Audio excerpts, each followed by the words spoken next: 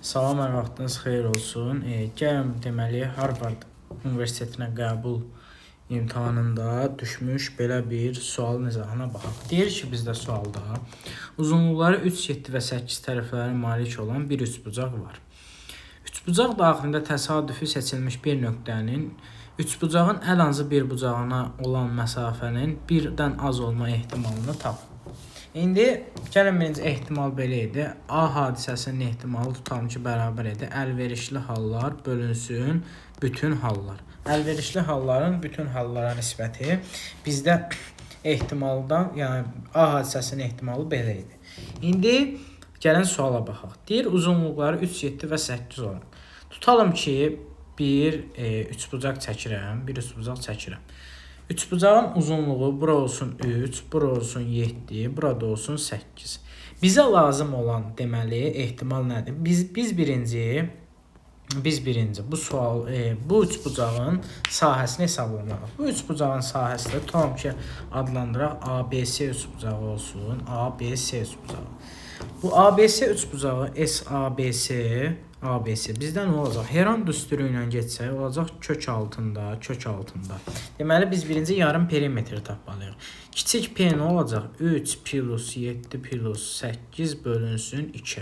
Bu da nə qədər? 18 bölü 2 9. Deməli bizdə kiçik P 9-dur. 9 vuraq. 9 minus 3, 9 minus 7 və 9 minus 8. Bu bizdə Heron düsturu ilə bu üçbucağın sahəsini hesablaya bilərik. Bu da nə qədər eləyir? Kvadrat kök altında 9 vuraq, 6 vuraq, 2 vuraq 1. Nə eləyir? 54, 2, 108. Kök altında 108 də bizdə nə eləyir? Bu eləyir kök altında 108. 36 vur 3 kimi yazsam 6 kök altda 3 eləyəcək. Deməli bu üçbucağın bütün bu üçbucağın sahəsi bizdə 6 kök altda 3 eləyəcək. Deməli bizdə bütün hallara nə yazılacaq? Bütün hallara yazılacaq 6 kök altında 3. Bu oldu bütün halların sayı. İndi gəlin bizə baxaq əlverişli halların sayı. Yəni əlverişli bizə istədiyi ehtimala gəlin baxaq. Deməli bu B-ni bir dənə səlqəli yazım. Bizə deyir ki, tutalım ki, bir dənə nöqtə götürürük. Məsələn, tutalım ki, olsun bax bu nöqtə. Deyir ki, bu nöqtənin uzunluğu 1 olsun.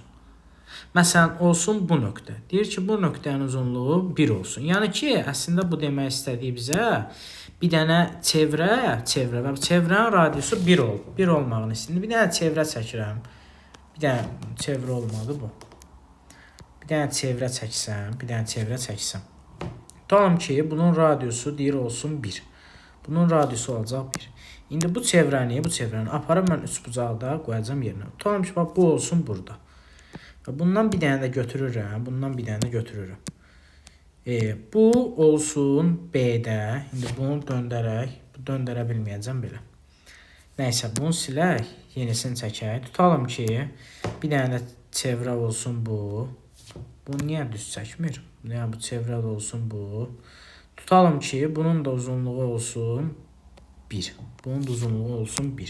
İndi bunu aparıb B təpəsinə qoyacağam. Bu oldu burada.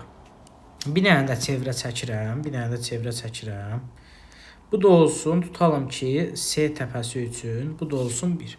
Bunu da aparıb C-nin yanına qoyacağım. Bunu düz çəkmədim. Bir dənə yenidən çəkim. Deməli, bu oldu bizdə çevrə, bu oldu belə 1. Tutalım, bu olsun belə. Bunu da aparıb, nəsə də qalsın bu burada. Tutalım ki, bunun da uzunluğu 1-dir. İndi biz nəyə baxmalıyıq? Bax, burada. Radius 1-dirsə, deməli bu vətər də bura 1 olacaq.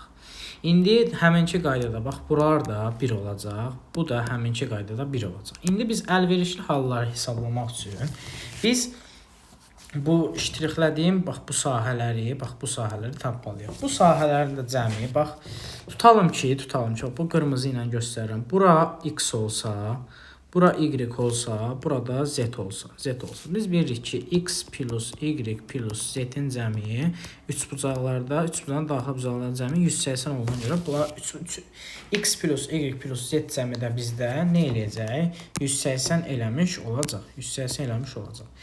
Bunu qoyaq qırağa. İndi 180 eləmiş olacaq. Deməli, biz əslində yarım dairənin sahəsini hesablayırıq. Deməli, bu bizdə dairə olsun, bu dairə olsun. Biz bunun yarısının sahəsini hesablayırıq. Yəni ki, bu sahəni hesablamalıyıq. Və radius da nədir? Radius da sualda bizə dediyi kimi 1-dir. Deməli, radiusu 1 olan dairənin sahəsi necə hesablanır? Pi r kvadratı. Deməli, radius 1-dir. Eləyəcək bu nə? O eləyəcək pi. Amma pi bütöv dairənin sahəsidir. Bizə yarım dairənin sahəsi lazım oldu 2. Pi bölünsün 2. Deməli, bizdə əlverişli hallar da oldu nə? Pi bölünsün 2. Mən indi bunu altdan yazıram. Deməli, bizdə A hadisəsinin ehtimalı nə oldu?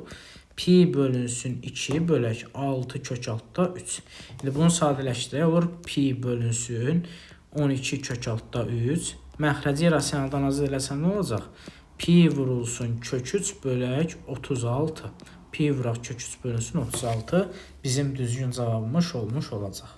Deməli, cavab nə oldu? Pi kök 3 bölü 36, yəni ki, B bəndi. Sağ olun.